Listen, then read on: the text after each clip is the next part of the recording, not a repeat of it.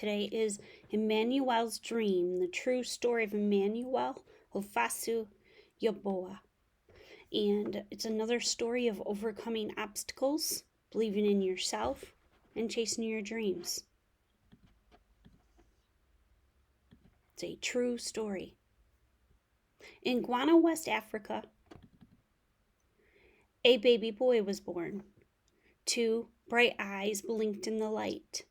2 healthy lungs let out a powerful cry. 2 tiny fists opened and closed. But only 1 strong leg kicked. Most people thought he would be useless, or worse, a curse. His father left, never to return. But his mother had faith. Her name was Comfort, and she named her first child Emmanuel, meaning God is with us.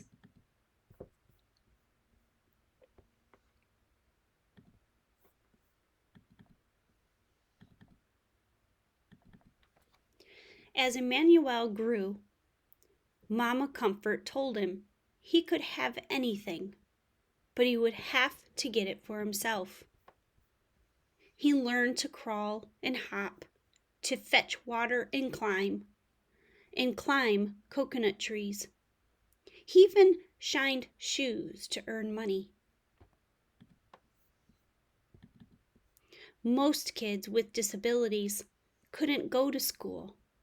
Still, Emmanuel's mother carried him there until one day she said, "You are too heavy."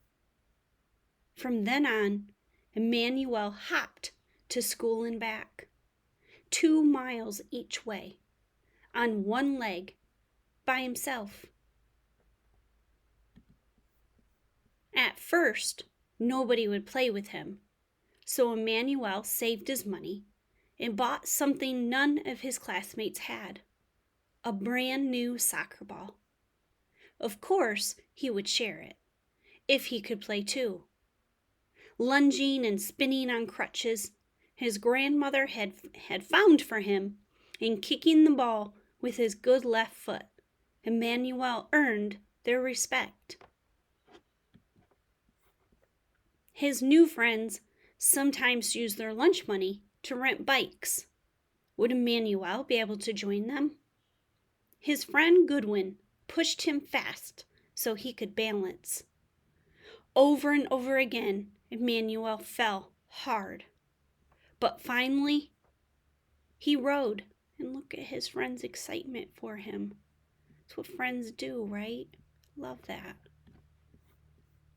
When Emmanuel was 13, Mama Comfort got very sick. She could no longer sell vegetables at the market, and Emmanuel's sister and brother were too little to work. He would have to support them. Against his mother's wishes, Emmanuel snuck out and boarded a midnight train to the bustling city of Accra, 150 miles away, alone. He didn't know it then, but it would be 2 years before he saw his family again. Emmanuel arrived full of hope. There were so many people, but no one would hire him. Shopkeepers and restaurant owners told him to go out and beg like other disabled people did. Emmanuel refused. Finally, a food stand owner offered him a job and a place to live. When Emmanuel wasn't serving drinks, he kept busy shining shoes. He earned money and sent it home. One morning when Emmanuel went to buy some shoe shining supplies, the shopkeeper thought he was there to beg and scolded him. Insulted, Emmanuel slammed his money down on the counter. The shopkeeper apologized, but Emmanuel would never forget. When Mama Comfort grew sicker, Emmanuel went home to be with her. From her bed on Christmas Eve, she told her son, "Be respectful. Take care of your family. Don't ever beg. And don't give up." By the next morning, Emmanuel's beloved mother was dead. He was heartbroken, but he knew her last words had been a gift. He would honor them by showing everyone that being disabled does not mean being unable. It was a big dream, but Emmanuel had a plan. Emmanuel had a sharp mind, a bold heart, and one strong leg. All he needed was a bike. At first, no one would help. They thought his plan to bicycle around Guana was impossible. Then Emmanuel wrote to the Challenged Athletes Foundation, all the way in San Diego, California. They sent him a bike, plus a helmet, shorts, socks, and gloves. Emmanuel started training for the long ride. He persuaded the king of his region to give him a royal blessing. He went door to door, asking for additional support. Finally, he hired a taxi to follow him with drinking water, a camera, and his best friends. Then Emmanuel tied his right leg to the bike's frame, jammed his left foot into a flip-flop attached to the pedal, and rode. Emmanuel pedaled through the bustling city of Accra. He pedaled through the rainforest, over rolling hills, and across wide, muddy rivers. He pedaled past Odom Forest and plantain farms, and through the market city of Kumasi. He pedaled as trucks roared past on the narrow highways and wild animals stalked his thoughts. He pedaled through vast grasslands and into the ancient city of Tamale.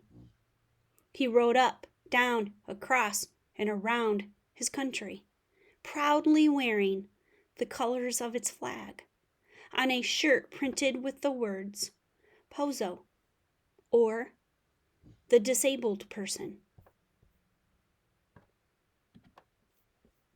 Along the way, Emmanuel talked to those with physical challenges and those without, to poor farmers and wealthy landowners, to religious leaders, government officials, and reporters. He wanted everyone to see him and his disability. He wanted everyone to hear him and his message. The farther Emmanuel rode, the more attention he got. Children cheered. Able-bodied adults ran and rode along with him. People with disabilities left their homes and came outside, some for the very first time. The young man once thought of as cursed was becoming a national hero. He completed his astounding journey pedaling south to the sea and back up to Accra, nearly 400 miles in just 10 days. But Emmanuel's success goes further than that. He proved that one leg is enough to do great things, and one person is enough to change the world. In this world, we are not perfect. We can only do our best. Emmanuel. Author's note. Emmanuel still isn't giving up.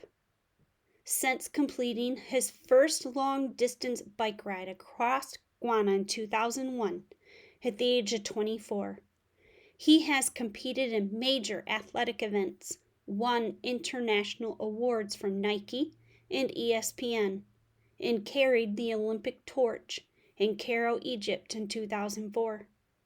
He starred in a documentary about his life called Emmanuel's Gift, and he appeared on the Oprah Winfrey Show.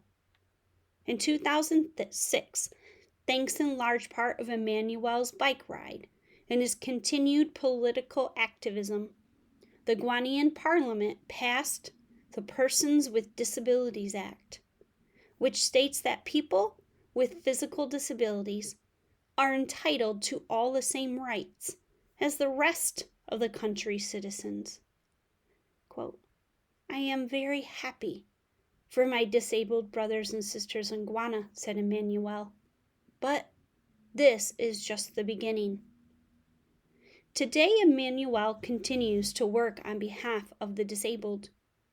He maintains a scholarship fund to help children with disabilities attend school, and he helps organizations distribute wheelchairs to those in need.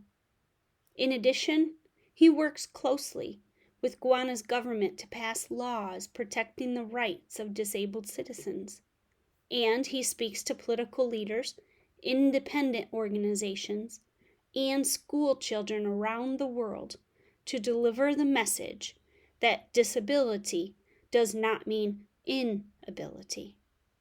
To find out more about Emmanuel and his activities, including the progress of the school he is building for children with and without disabilities, please visit the Emmanuel Education Foundation and Sports Academy website at emmanuelsdream.org. And this book reminds me, Peter H. Reynolds' book, about we all have a purpose. One person can change the world and leave our mark. How are you going to leave your mark